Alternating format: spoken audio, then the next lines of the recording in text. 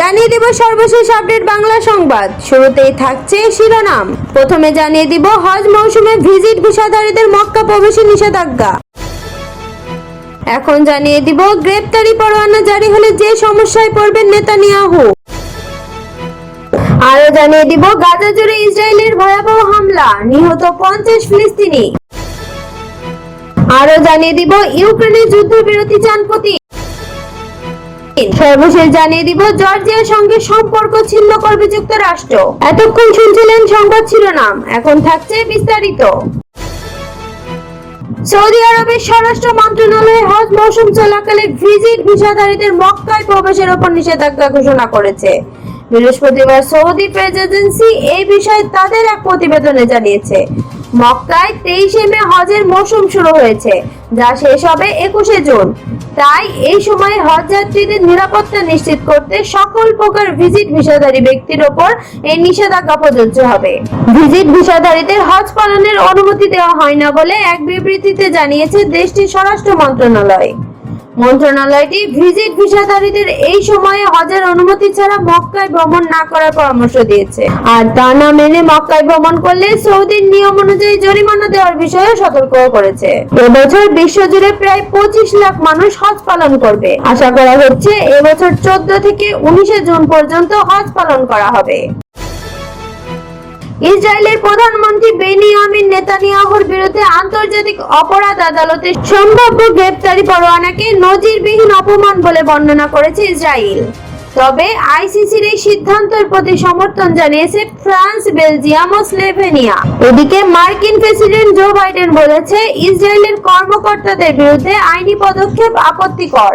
এর আগে সোমবার সিএনএন কে দেওয়া এক সাক্ষাৎকারে আইসিসির প্রধান প্রসিকিউটর করিম খান বলেন, ইসরায়েলের প্রধানমন্ত্রী বেনিয়ামিন নেতানিয়াহু ও দেশটির প্রতিরক্ষা মন্ত্রী ইয়াভ গ্যালেন্টারকে যুদ্ধাপরাধ ও মানবতা বিরোধী অপরাধের দায় নিতে হবে। এজন্য তিনি তাদের বিরুদ্ধে গ্রেপ্তারি পরোয়ানা জারি করতে আইসিসির জুরি প্যানেলের কাছে একটি চিঠি পাঠিয়েছেন। তিনি হামাস নেতার বিরুদ্ধে গ্রেপ্তারি পরোয়ানা জারির আবেদন করেছেন। তারা হলেন ইয়াহিয়া সিনিয়র, ইসমাইল হানিয়া ও মোহাম্মদ দাউফ। এর আগে যুদ্ধাপরাধ ও মানবতা বিরোধী অপরাধের দায়ে আন্তর্জাতিক অপরাধ আদালত বা আইসিসির সম্ভাব্য গ্রেপ্তারি পরোয়ানা নিয়ে ক্ষুব্ধ প্রতিক্রিয়া জানিয়েছিলেন ইসরায়েলের প্রধানমন্ত্রী বেনিয়ামিন নেতানিয়াহু। তিনি বলেন, ইসরায়েল কেবল হামাসের বিরুদ্ধে যুদ্ধ করছে, যারা গণহত্যাকারী সন্ত্রাসী সংগঠন। আইসিসির প্রধান প্রসিকিউটর করিম খানকে ব্যক্তিগত আক্রমণ করে নেতানিয়াহু বলেন, তিনি আধুনিক কালের সবচেয়ে বড় ইহুদি বিদ্বেষী। ক্ষোভ প্রকাশ করছেন ইসরায়েলের প্রতিরক্ষা মন্ত্রী গ্যালেন্টারও। আল জাজিরার খবরে বলা হয়, ইসরায়েল ও হামাসের নেতাদের বিরুদ্ধে আইসিসির গ্রেপ্তারি পরোয়ানা চলতি সপ্তাহে জারি হতে পারে, তবে এটি কোনো নিশ্চিত সময়সীমা নয়। করিম খান তার আবেদন বিচারিক প্যানেলের কাছে পাঠিয়েছেন, তারা পূর্ণাঙ্গ সিদ্ধান্ত নেবেন। এই পরোয়ানা জারি হলে নেতানিয়াহু আইসিসির 124 সদস্য দেশে সফর করতে বাধার মুখে পড়বেন। এইসব দেশে তিনি গ্রেপ্তারের মুখোমুখি হতে পারেন। তবে ভারত, চীন, যুক্তরাষ্ট্র, রাশিয়া আইসিসির সদস্য দেশ নয়। এর আগে ইউক্রেনের যুদ্ধাপরাধ সংগঠনের দায়ে রুশ প্রেসিডেন্ট ভ্লাদিমির পুতিনের বিরুদ্ধে গ্রেপ্তারি পরোয়ানা জারি করে আইসিসি। গাজায় 7 অক্টোবরের পরে এই পর্যন্ত 35,647 জন নিহত হয়েছেন, আহত হয়েছেন 80,000-এরও বেশি। হতাহতের অধিকাংশই নারী ও শিশু। অবরুদ্ধ উপত্যকায় 80% বেশি মানুষ বাস্তুচ্যুত। ফিলিস্তিনের গাজা উপত্যকায় ইসরায়েলের ভয়াবহ হামলায় আরো 50 ফিলিস্তিনি নিহত হয়েছেন। গাজার বিভিন্ন জায়গায় চালানো পৃথক হামলায় তারা নিহত হন। ইসরায়েলি হামলার জেরে এখনো পর্যন্ত রাফা ছেড়ে পালিয়েছেন 8 লাখের বেশি ফিলিস্তিনি। খবর আল জাজিরার। প্রতিবেদনে বলা হয়েছে, ইসরায়েলি বাহিনী গাজা উপত্যকা জুড়ে আকাশ ও স্থলপথে চালানো হামলায় কমপক্ষে 50 ফিলিস্তিনি নিহত হয়েছে।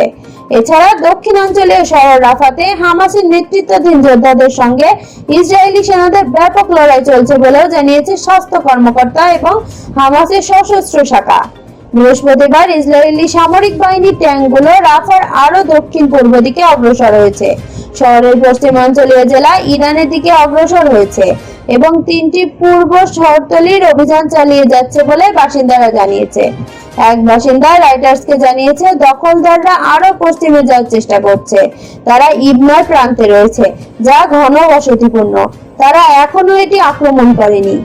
তিনি আরো বলেন, আমরা বিস্ফোরণের শব্দ শুনতে পাচ্ছি এবং আমরা দেখছি যে সেনারা আক্রমণ করছে এবং সেখান থেকে কালো ধোঁয়া উঠছে। এটি আরেকটি খুব কঠিন রাত ছিল। বর্তমান যুদ্ধ পরিস্থিতির অবস্থাকে মেনে নিলে ইউক্রেনের সঙ্গে যুদ্ধবিরতিতে প্রস্তুত রয়েছে রাশিয়ার প্রেসিডেন্ট ভ্লাদিমির পুতিন। দেশটির 4টি সূত্র বার্তা সংস্থা রয়টার্সকে এই তথ্য জানিয়েছে। যদি কিয়েভ এবং পশ্চিমারা তার এই প্রস্তাব মেনে না নেয় তাহলে তিনি যুদ্ধ চালিয়ে যাবেন। ওই 4 কর্মকর্তার মধ্যে একজন রয়টার্সকে জানান, দীর্ঘ সময় যুদ্ধ করতে পুতিন প্রস্তুত রয়েছে। একই সঙ্গে তিনি যুদ্ধবিরতিও চান। ওই ব্যক্তি পুতিনের সঙ্গেই কাজ করেন এবং ক্রেমলিন সম্পর্কে ভালো ধারণা রাখেন। তবে বিষয়টি স্পর্শকাতর হওয়ায় তিনি তার নাম প্রকাশ করতে চাননি। পুতিনের মুখপাত্র দিমিত্র পেসকভ বলেন, রাশিয়া তার লক্ষ্য অর্জনের জন্য আলোচনায় বসতে প্রস্তুত, কারণ তার দেশ যুদ্ধ চায় না। তবে ইউক্রেনের পররাষ্ট্র এবং প্রতিরক্ষা মন্ত্রী এই বিষয়ে কোনো মন্তব্য করেনি। এদিকে গত সপ্তাহে পুতিন নতুন প্রতিরক্ষা মন্ত্রী হিসেবে অর্থনীতিবিদ অন্দ্রেই বেলুসভকে নিয়োগ দিয়েছেন। এর মাধ্যমে পশ্চিমা সামরিক বাহিনী এবং রাজনৈতিক বিশ্লেষকরা ধারণা করছেন রাশিয়া তার অর্থনীতি ঠিক রেখে এই যুদ্ধ দীর্ঘস্থায়ী করতে চান। সূত্র বলছে, মার্চের নির্বাচনের মধ্যে দিয়ে ভ্লাদিমির পুতিন আগামী 6 বছরের জন্য আরো পুনর্নির্বাচিত হয়েছেন। এখন তিনি সর্বোচ্চ শক্তি প্রয়োগ করে যুদ্ধে জিততে চাইবেন। তবে সূত্রগুলো নতুন প্রতিরক্ষা মন্ত্রীকে নিয়ে কোনো মন্তব্য করেনি।